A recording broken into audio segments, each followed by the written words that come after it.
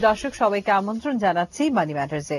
আজ আমাদের সঙ্গে অতিথি হিসেবে আছেন বারবিটার সাবেক সভাপতি আব্দুল মান্নান চৌধুরী। আমরা তার সঙ্গে আলোচনা করব দেশের সার্বিক অর্থনীতি নিয়ে। আপনাকে অনেক ধন্যবাদ আজকে আমাদের অনুষ্ঠানে আসবার জন্য। আপনাকে ধন্যবাদ। আপনার কাছে প্রথমেই প্রশ্ন রাখতে চাইব, যেটা যে বারবিটার তো আপনি সাবেক সভাপতি ছিলেন, এবং যখন আপনি প্রেজেন্ট সভাপতি ছিলেন তখন কিরকম ছিল আর এখন কিরকম? তখনও যে এরকম সমস্যা হয়নি রাজনৈতিক, কারণ এটা তো কিছুদিন পর পর একটা অস্থিতিশীল সমস্যা তৈরি হয়, একটা ট্রানজিশন টাইম, একটা সরকার যখন যাওয়ার টাইম হয় তখন কিন্তু আন্দোলন একটা তুঙ্গে ওঠে, আবার কোনো কোনো ক্ষেত্রে সরকার আসার পরেও আন্দোলন হয়। তো আপনি বলছেন এই ট্রানজিশন পিরিয়ডটাতে সবসময় হয়, কিন্তু এবার ট্রানজিশন পিরিয়ড ছাড়া এবার একটা নতুন ভাবে হলো। সেটা হলো যে 5ই জানুয়ারি একটা ইলেকশন তো হলোই, তো ইলেকশনে বিরোধী দল, তখনকার বিরোধী দল পার্টিসিপেট করে নাই, তাদের অনেক দাবি দেওয়া ছিল, যার ফলে সাংবিধানিক বাধ্যবাধকতার কারণে সরকার একটা নির্বাচন করেছে। এই নির্বাচনে অনেক জায়গায় আনকনটেস্ট চলে আসছে, সংখ্যা একটু বেশি ছিল। তো সরকারের একটা ব্যাখ্যা আছে, ব্যাখ্যাটা দিয়েছে যে আমরা অন্য কোনো শক্তিকে আমরা আসতে দিতে চাই না। তো সেই কারণে যাই হোক, আমরা ব্যবসায়ী, আমরা কোনো দল করি না, আমরা চাই শান্তিতে থাকতে। তো তারপরে এবার এই 5ই জানুয়ারিকে সামনে রেখে বিভিন্ন সভা সমাবেশের আয়োজন করে বিএনপি বা তার সাথে জোটগুলা। সরকার সেখানে আপত্তি দেয়, হয়তো করতে দেয়নি, সেখানে আরো অনেক কারণ রয়েছে, যেখানে তাদের senior vice chairman Tarique Rahman সাহেবের কিছু বক্তব্য বাইরে থেকে দেওয়ার কারণে। এই যে আপনি যে রাজনৈতিক সহিংসতা যে চলছে, আপনি যে বলছিলেন যে যেরকম গাড়ির অনেক ভাঙচুর হচ্ছে, পুরানো হচ্ছে, তো সেই ক্ষেত্রে শুনতে খুব খারাপ লাগে, কিন্তু দেখা যাবে যে মানে আপনি কি মনে করেন যে এর পরে যখন একটা খুব ঠান্ডা পরিস্থিতি আসবে, যেটা আমরা আশা করছি যে দুই দলই, শুধু দুই দল না, সব দলই, আমাদের দেশের সব রাজনৈতিক দলই এটা বুঝবেন যে দেশের জন্য এই ধরনের সহিংসতা খুব খারাপ, ব্যবসায়িক ক্ষেত্রে এবং অর্থনীতি, যেখানে আমাদের একটি চলমান অর্থনীতি ছিল এবং আমরা খুব ভালোর দিকে এগিয়ে যাচ্ছিলাম, সেখানে যখন এই ধরনের পরিস্থিতি হয়, তো বারবিডার আপনি কি মনে করেন যে গাড়ির ক্ষেত্রে যে মানে মার্কেটটা কিরকম দাঁড়াবে? এই না, এটা কিন্তু অ্যাকচুয়ালি এটা ভয়াবহ আমাদের জন্য, কারণ আমাদের এই সেক্টরে ব্যাংকের কিন্তু অনেক পুঁজি লগ্নি করা আছে, আমাদের মধ্যে শত শত কোটি টাকা আছে, যেগুলি আইডিয়াল হয়ে গিয়েছে, যেহেতু ট্রানজাকশন নাই, লেনদেন না থাকলে যা হয় আর কি, ব্যাংকের ইন্টারেস্ট কিন্তু চলমান চলছে, এগুলো কিন্তু আমাদেরকে গুনতে হবে। দ্বিতীয়ত হচ্ছে যে স্টকগুলো আমাদের পড়ে আছে, এই স্টকগুলোর গাড়ির দাম কিন্তু মানুষ কিন্তু এই টাকাগুলো সুদ করার জন্য কিন্তু অনেক সময় কম দামে বিক্রি করে দিবে ব্যাংকের প্রেসারে। এই যে লসটা করবে, এই লসটা কিন্তু তার পোষায় নেওয়া কিন্তু এরকম এক বছরেও সম্ভব না।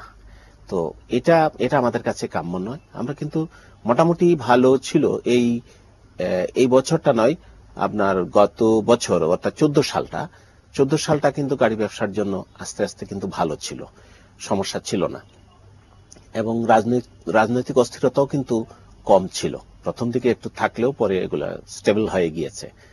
এখন যেটা হচ্ছে এটা আমাদের জন্য অশনি সংকেত, এবং এটা কোনো, আমি বলবো এটা রাজনৈতিক যে অস্থিতিশীল পরিস্থিতি তা নয়, কিন্তু সেখানে টেরোরিজম কিন্তু খুব বেশি আকারে, যেটা কোনো সভা সমাবেশ মিছিল এই ধরনের কাজ কিন্তু হচ্ছে না, হচ্ছে যেগুলি ব্যবহার করা হচ্ছে পুলিশের উপরে হামলা হচ্ছে, এবং মানুষ, সাধারণ জনগণ এফেক্টেড হচ্ছে, বেশি সাধারণ জনগণ। এমন হতো যে হ্যাঁ, যারা আন্দোলন করছেন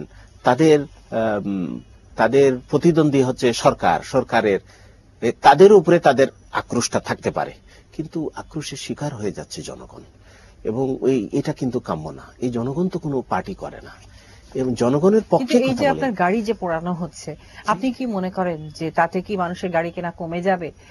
কারণ হলো যে তাদের মধ্যে তো একটা আতঙ্ক কাজ করে যে আমাদের দেশে এই ধরনের চিত্র কিন্তু প্রায় দেখা যায় যে পলিটিক্যাল একটা আনরেস্ট সব সময়ই চলে আসে।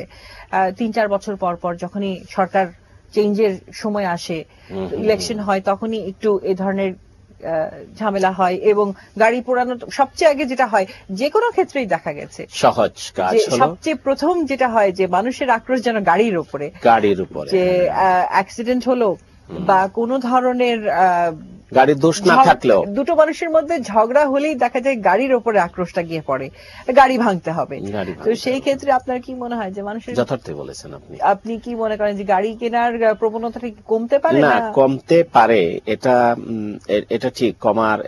এখনই তো গাড়ি ডেলিভারি, আমাদের অনেক কন্ট্যাক্ট করা গাড়ি কিন্তু ডেলিভারি যাচ্ছে না, বলছে পরিস্থিতি দেখে নেই, একটু পরিস্থিতি দেখে ডেলিভারি নিয়ে গাড়ি চালাতে পারবো না, কোথায় রাখবো, এইভাবে যে এই যে পড়ে আছে গাড়িগুলি, এতে কিন্তু আমাদের অর্থনীতি, কিন্তু আমাদের গাড়ির অর্থনীতি বিপন্ন। গাড়ির অর্থনীতি বিপন্ন হলে তো সরকার রাজস্ব এখান থেকে পায়, সরকারও তো ক্ষতিগ্রস্ত হচ্ছে, তারাও তো এই রাজস্বটা পায়, এটাও পুষিয়ে নিতে পারবে না।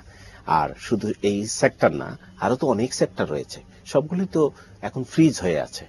এটা একটা স্থায়ী সমাধান হওয়া দরকার।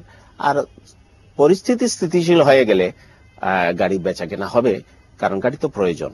মানুষ ভুলে যায়, কিন্তু খুব তাড়াতাড়ি ভুলে যায়, মনে থাকে না। এটা আমি দেখেছি। তো আমি আশা করি যেটুক লস হয়েছে সেটা রিকভারি হবে না, তবে ব্যবসা আবার জায়গায় চলে আসবে, পরিস্থিতি শান্ত। এই যে গাড়ি যখন পোড়ানো হয়, তো আপনার কাছ থেকে যখন কোনো কাস্টমার এসে গাড়িটা কেনে, তারপর ধরেন যে যখন এরকম ধরনের সিচুয়েশনে তিনি পড়েন যে গাড়ি হয়তো তার পুড়ে গেল, তো সেই ক্ষেত্রে আপনারা তার আগে থেকে কোনো ধরনের কোনো নিয়ম করে দেন কিনা বা কোনো ধরনের পলিসি মেকিং করেন কিনা যে যদি গাড়িটা পুড়ে যায় তাহলে সেক্ষেত্রে পরের আপনারা কোনো হেল্প করেন কিনা সেই মালিককে? না, এটা আমাদের হেল্পের কিছু না, আমরা হয়তো পরামর্শ দিতে পারি। এখানে আরেকটা বিষয় আছে, একটা কথার সাথে আরেকটা কথা চলে আসে। বাংলাদেশে যেটা ব্যাংক লোনে গাড়িগুলা কেনা হয়, সেই গাড়িগুলি ফার্স্ট পার্টি ইন্স্যুরেন্স করা হয়। ফার্স্ট পার্টি ইন্স্যুরেন্স করলে ক্লেম পাওয়া যায়। আর এবং এই যে আগুন, এটা ক্লজের মধ্যে আছে, সে ক্লেম পাওয়ার যোগ্যতা রাখে। কিন্তু এই ক্ষেত্রে আমি বলবো এটা দুর্ভাগ্যজনক, বাংলাদেশে শুধুমাত্র এই ফার্স্ট পার্টি ইন্স্যুরেন্স কিন্তু কোনো ক্রেতা খুশি হয়ে করে না, বাধ্য হয়ে করে। কিভাবে? যে সে ব্যাংক থেকে যদি লোন নিতে হয়, ব্যাংক তাকে বাধ্য করে যে তোমাকে ফার্স্ট পার্টি ইন্স্যুরেন্স করতে হবে। কিন্তু যখন গাড়িটা পুড়ে যায় তখন তার ক্লেম পাওয়া কিন্তু কঠিন। অনেক ইন্স্যুরেন্স আছে টালবাহানা করে, লাইসেন্স ঠিক ছিল কিনা, তুমি কেন সাথে সাথে জানাও নাই, নানান ধরনের করে তাকে ক্ষতিগ্রস্ত করে। এমনকি হয়তো এটাও হয়তো বলেন যে আপনি তো জানতেন যে এই ধরনের পলিটিক্যাল আনরেস্ট চলছে, আপনি কেন গাড়ি বের করলেন? হ্যাঁ, সেটাও বলে কেন গাড়ি বের করলেন। তো তা এটাও তার বলা উচিত না। একজন মানুষের তো তার প্রয়োজন, দরকার। পলিটিক্যাল আনরেস্ট থাকলেও তার একজন রুগীকে সে হাসপাতালে নিয়ে যাবে, তার একটা প্রয়োজন, তো সে কি যাবে না? তার রুগী বাঁচাবে নাকি ঘরে বসে থাকবে? সেখানে সেই সব ক্ষেত্রে সে এই লোক গাড়ি যখন বের করে ক্ষতিগ্রস্ত হয়, অনেকেই পায় না। একেবারে যে পায় না তা না, এগুলি হয়তো ইনফ্লুয়েন্স যাদের ভালো তারা হয়তো কোনোভাবে। এই ধরনের কেস কি আপনার কাছে এসছে কখনো? হ্যাঁ, এরকম কেস আসছে। সেটা তো আমার কেসই আছে। আমার ট্যাক্সি ক্যাব কোম্পানি ছিল, অনেক ট্যাক্সি ক্যাব ছিনতাই হয়ে গেছে, প্রায় 12-13টা। একটা ক্লেম তো পাইনি, ফার্স্ট পার্টি ইন্স্যুরেন্স ছিল। তো সেক্ষেত্রে আপনি আপনার যে অ্যাসোসিয়েশন বারবিডার পক্ষ থেকে কোন ধরনের পদক্ষেপ নিয়েছেন? এই নিয়ে আমরা আরো একটু ডিটেইলে আলাপ করবো, একটা ছোট বিরতি নিয়ে আসি। প্রিয় দর্শক, আমাদের সঙ্গে থাকবেন, ফিরছি একটু পরে।